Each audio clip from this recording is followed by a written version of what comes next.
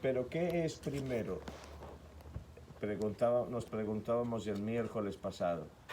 ¿Qué es primero? ¿La ley o la gracia? La ley o la gracia.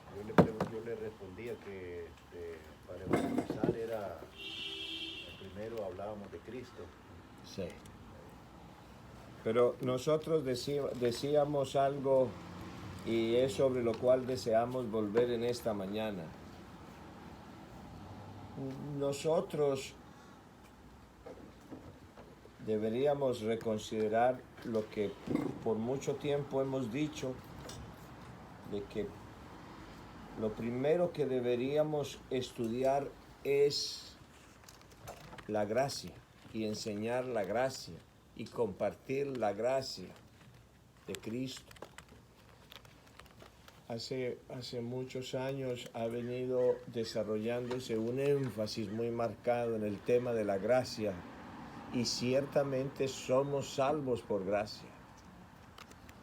Pero la gracia debe ser, a mi juicio, entendida como una respuesta a la ley de Dios. Es decir, nosotros primero deberíamos entender y considerar cuidadosamente el tema de la ley de Dios, para que después nosotros podamos realmente comprender la dimensión de la gracia. En otras palabras, nosotros sabemos por la palabra del Señor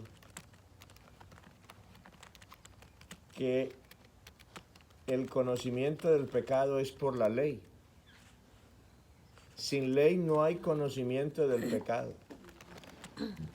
Entonces, ¿cómo pretendo yo resolver un problema si no comprendo realmente cuán grande es el problema o cuál es el problema? Y la ley nos muestra a nosotros el problema, el grave problema. Y la gracia nos ofrece la solución al problema. Yo no sé si ustedes han escuchado muchas personas con las que ustedes han compartido el Evangelio y ustedes les dicen, necesitamos un Salvador. Y ellos dicen, sí, pero yo no soy tan malo. Es que realmente, pues yo voy al trabajo, del trabajo a la casa, yo no le hago mal a nadie, yo trato de ser buen padre, de ser buen esposo, y respuestas como esas lo dejan a uno perplejo, porque realmente ni siquiera vemos la necesidad de la gracia de Dios. Pero cuando no percibimos nosotros la necesidad de la gracia, es porque no hemos visto en su real dimensión la magnitud de la ley de Dios. Dicho en otras palabras, nosotros deberíamos hacernos una pregunta. ¿Cuán grande es nuestra Biblia, Carlitos? ¿Cuán grande es nuestra Biblia? Para algunas personas su Biblia no es más grande que los Salmos. ¿Y por qué lo digo así? Porque no leen sino los Salmos, y no leen sino los Salmos, y no leen sino los Salmos. Para algunas personas su Biblia no es más grande que el Nuevo Testamento. Y eso es mucho, porque algunas personas no salen de Juan, algunas personas no salen de Mateo, de los Evangelios, algunas personas dicen, no, a mí me encanta, es el libro de Romanos. Pero deberíamos hacernos la pregunta, ¿cuán grande es nuestra Biblia? Y deberíamos respondernos sencillamente, nuestra Biblia debería ser tan amplia, tan grande, tan extensa como lo es su texto. Ahora, la segunda pregunta, ¿cuán grande es nuestra concepción de la ley de Dios? Y la gran mayoría de nosotros no tenemos un concepto de la ley de Dios más grande que los 10 mandamientos.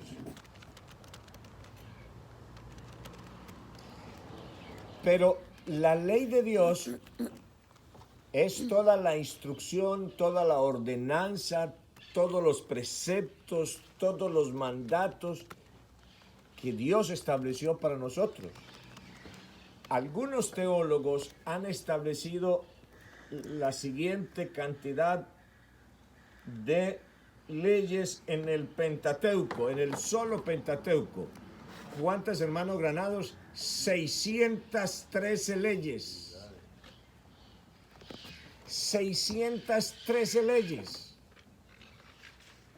Y yo pregunto, y les vuelvo a preguntar en esta mañana, hermanos, cuando ustedes escuchan la palabra ley, que nosotros seremos juzgados por la ley, ¿en qué ley piensan? ¿En qué ley pensamos? Nosotros, en los 10 mandamientos, entonces su concepto de la ley es muy chiquito. No, si usted piensa, cualquiera de nosotros, llegamos a pensar, como la gran mayoría de nosotros piensa, que son los 10 mandamientos, tenemos un concepto muy chiquito de la ley. Nosotros, la Iglesia Adventista, somos el pueblo de la ley. Es decir, somos depositarios del mensaje y creemos firmemente que Dios tiene una ley y que nosotros seremos juzgados por esa ley y que esa ley es eterna y que el mandamiento es justo y es bueno, etcétera, etcétera. Pero vuelvo a preguntar, ¿cuán grande es nuestro concepto de la ley?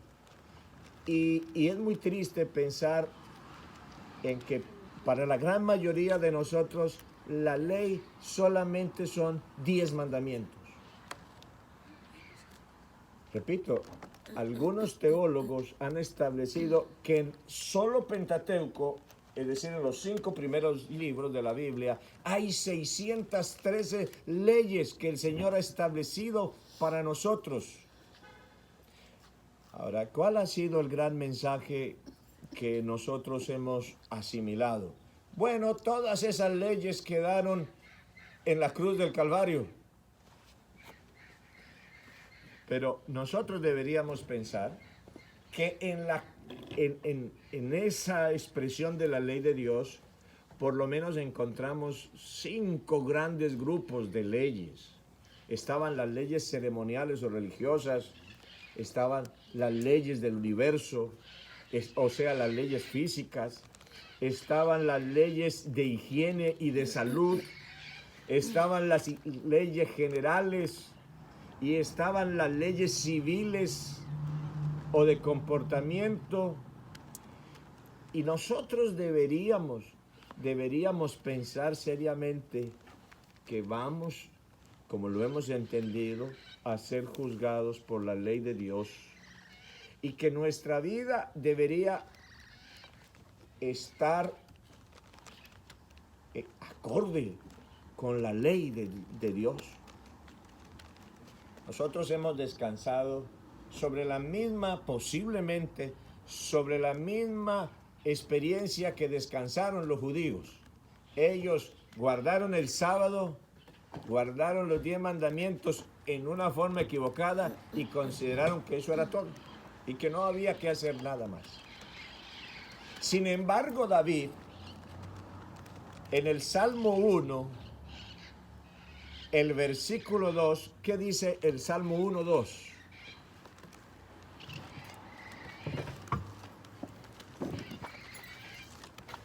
En el libro de Salmos, sino que en la ley de Jehová está su delicia, y en su ley medita de día y de noche. ¿por qué David dice esto? ¿Por qué David, el rey David, un hombre conforme al corazón de Dios, declaró: en la ley de Jehová, en la ley de Dios, medito de día y de noche? Dos cosas importantes. Este versículo no dice David meditaba de día y de noche en la gracia de Dios. ¿En qué meditaba David de día y de noche? En la ley de Dios. Hermanos, vuelvo a repetir, si nosotros no entendemos primero la ley, no veremos la necesidad de la gracia. No sé si me hago entender. O si no, llegaremos a la conclusión que llega la gran mayoría de personas. Yo no necesito. Yo no necesito. Nosotros, como David, deberíamos llegar a esa misma consideración. Hacer de la ley de Dios, de la instrucción, del consejo, del mandato, de la ordenanza, el objeto de nuestra meditación de día y de noche. ¿Qué meditaba David? Si su vida estaba o no estaba en armonía con esa ley. Vamos a decirlo en otras palabras. El pecado nos ha afectado a todos, pero nos ha afectado a todos de dos formas. De una forma general y de una forma específica. ¿Por qué nos afectó de forma general? Porque el pecado fue una tragedia tan grande que todos nacimos con una naturaleza que nos lleva hacia el pecado, hacia hacer lo malo. Pero, por otro lado, el Señor dice que el pecado nos ha afectado de manera distinta porque tuvimos una educación diferente, una herencia diferente, una experiencia diferente, y las luchas del uno no son las luchas de otro. Cada uno tenemos luchas diferentes. Y lo que yo debería todos los días de mi vida es mirarme ante la ley para saber cuánta gracia de Dios necesito para llegar a conformar mi vida conforme al estándar que Dios tiene para cada uno de sus hijos. Con estos pensamientos en mente, vamos a hacer un ejercicio. Vamos a buscar en el libro de Levíticos un capítulo. El capítulo 19.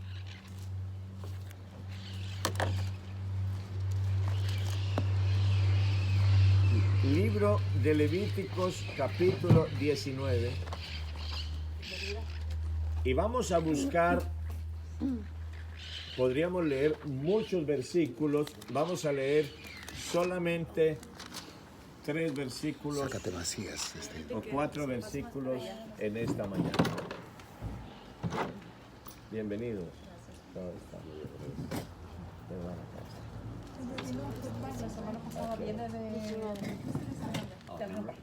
Bienvenidos, bienvenidos.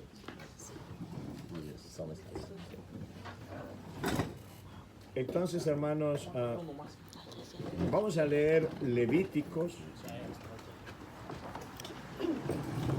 19.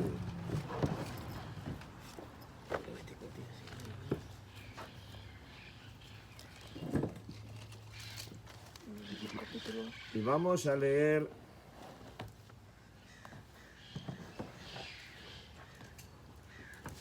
Levíticos 19, ¿de qué habla? Leyes de santidad y de justicia. Mire, habla acerca, ese es el contexto, leyes de santidad y de justicia. ¿Conocían ustedes esas leyes? Un ejemplo de las 613. Leyes de santidad y de justicia. Y mire, una ley de santidad y de justicia. Versículo 16. ¿Qué dice? No andarás difamando a No harás chismeando. no No andarás chismeando entre tu pueblo. Oiga eso. El chisme. ¿Por qué nos voltean a ver, pues? Oiga, el chisme. El chisme.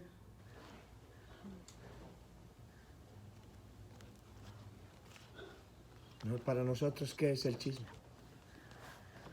Un pasatiempo. Es un entretenimiento. Para nosotros el chisme es un entretenimiento, un pasatiempo, una diversión. Para nosotros el chisme es intrascendente. Para el Señor es un mandamiento.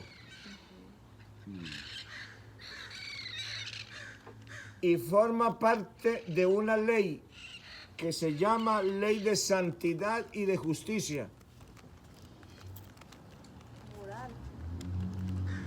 Y el Señor está dentro de las leyes de comportamiento. Esta es parte o un ejemplo de lo que estamos diciendo.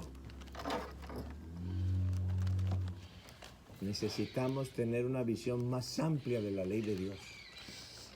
Cuando nosotros hemos escuchado que el chisme es, o sea, que no chismear es un mandamiento de Dios y que forma parte de una ley. Dice, no andarás chismeando entre tu pueblo. Para nosotros, chismear es un ejercicio cotidiano. Para nosotros, y hermano, nosotros no nos podemos quedar pensando únicamente en el sábado, en no cometer adulterio. Eso formaban parte de lo que se llamaba la ley moral. Pero esto que estamos leyendo en esta mañana forma parte de las leyes civiles y de las leyes de convivencia y de las leyes de comportamiento que Dios quiere para nosotros hoy. Miren esto, no andarás chismeando entre tu pueblo, no atentarás contra la vida de tu prójimo, de ninguna manera atentarás contra la vida de tu prójimo. Y hermanos, cada chisme es un atentado contra la vida de otro. ¿O no? Carlitos tiene otra mujer. Eso es un atentado hasta con el hogar. 3 me dio Dios. Ustedes me entienden. Y no caigamos en lo siguiente. Lo digo con cariño. Ustedes saben que a esta hora yo hablo un poquito más duro. No volvamos chiste la palabra de Dios. Yo decía ayer en Istmo, el 90% de los sermones terminan asesinados en el atrio de la iglesia a la salida porque lo volvemos chiste.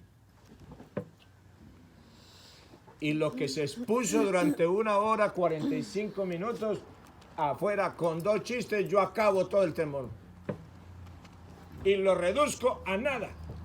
Porque Satanás ha querido que yo vuelva la palabra y la reflexión chiste.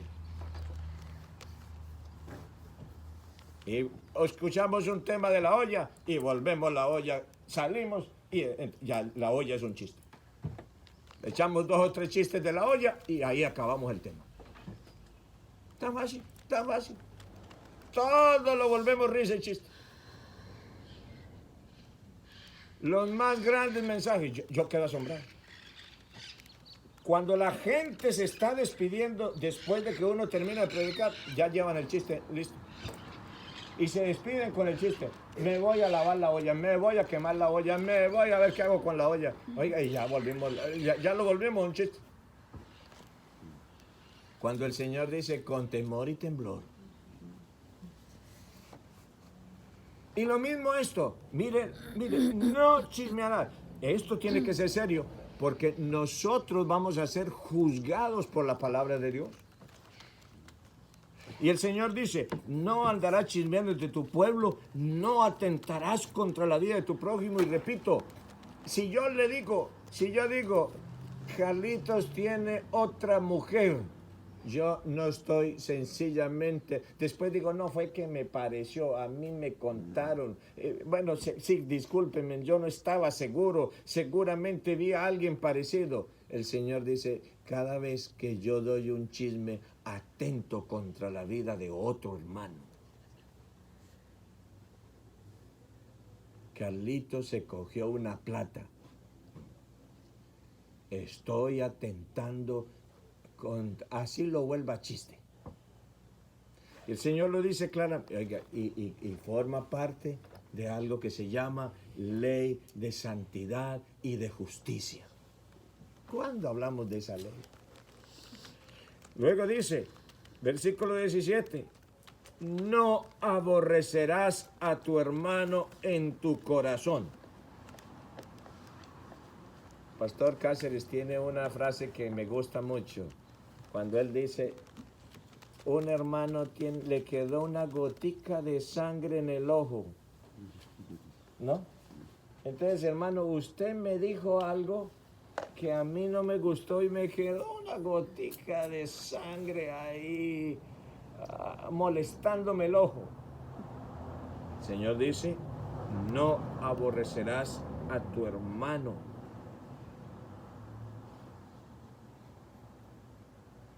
¿Tenemos nosotros problemas con otros? Nosotros no usamos la palabra aborrecer, nosotros decimos me cae mal. A mí me cae mal, no puedo, este hermano no puedo, yo no sé qué me pasa con él. Y ahora escuchen lo otro.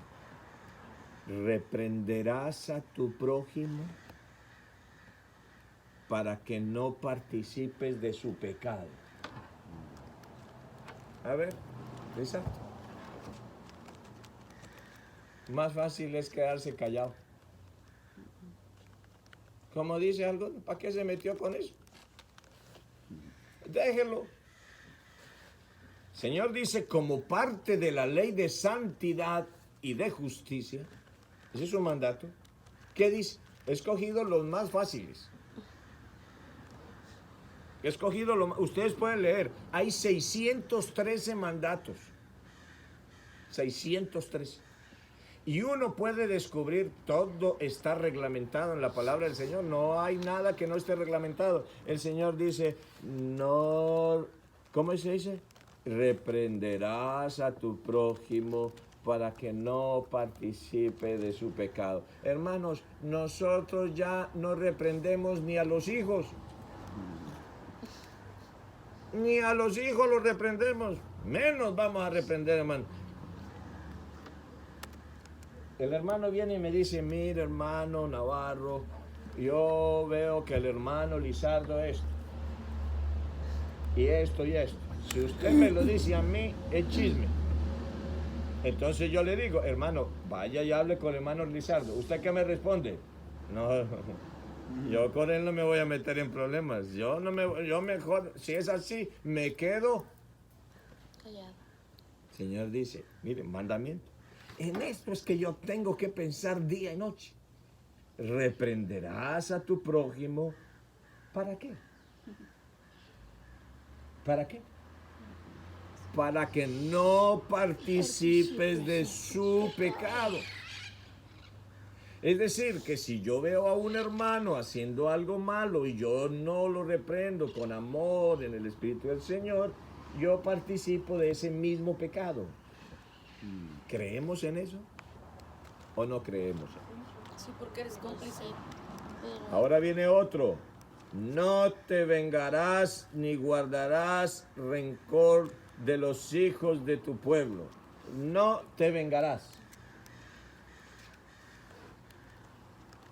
¿Qué digo yo? Estoy esperando el momento para sacarme el clavo. ¿No? Esto me lo hizo en cualquier momentico, yo le voy a decir, yo también le voy a decir. El Señor dice, no te vengarás ni guardarás rencor a los hijos de tu pueblo, sino amarás a tu prójimo como a ti mismo. Y vuelve y termina de la misma manera que antes. Yo Jehová. ¿Qué significa yo Jehová? Estoy firmando, esta ley la estoy firmando, yo Jehová la firmo. Ni siquiera los 10 mandamientos dicen eso. Pero estos mandatos de la ley, y hermanos, nosotros deberíamos considerar estos versículos, bueno, más que versículos. Mire, y termino. No te vengarás, ni guardarás, ¿qué, Carlitos? rencor. Ni guardarás rencor a los hijos de tu pueblo. ¿Somos rencorosos? Por eso hay familias divididas. ¿Somos rencorosos? Una familia tiene sangre en el ojo por la otra familia. El Señor dice, no guardarás rencor, sino los amarás. ¿Meditamos en esta ley? ¿O nosotros solamente somos de los 10 mandamientos y ni los guardamos bien? Ni siquiera hemos podido con el sábado. Ni siquiera podemos con el sábado. El sábado se nos vuelve fácilmente cualquier otra cosa, menos al día de reposo de Jehová, tu Dios. Y ahora el Señor nos dice que forma parte, ¿de qué forma parte? De la ley, ¿de qué? De santidad y de justicia. A ver, hermano Granados, ¿será que estas leyes fueron crucificadas con Jesús? ¿Será que cuando Jesús murió anuló el chisme? ¿Anuló el rencor? ¿Anuló el aborrecimiento de mi hermano? Dice otro versículo, versículo 15, no cometerás injusticia en los juicios, ni favoreciendo al pobre, ni complaciendo al grande. Con justicia juzgarás a tu prójimo. Cuando yo leo este versículo, viene a mi mente otro versículo de Jesús. Jesús vino con una ley superior. Este versículo, parte de la ley de justicia y santidad, dice, no cometerás injusticia en los juicios. Es decir, juzga a tu prójimo con justicia. Jesús vino a enseñar algo superior. ¿Jesús qué enseñó? Pablito, no juzguéis para que no seáis juzgados. Mejor todavía. Jesús dijo, no juzguéis para que no seáis juzgados. Pero si a mí me gusta juzgar, y si yo digo, bueno, no es por juzgarlo, pero... Entonces el Señor dice, bueno, si vas a hablar, no cometerás injusticia en los juicios, ni favoreciendo al pobre. Oiga, qué tremendo. En este momento Colombia está eligiendo un presidente. En 8 días viene la votación final. El uno defiende a los pobres y el otro defiende a los ricos. Y la política de uno la basó en que el pobre, pobrecito del pobre, y el otro dice, pobrecito del rico. Y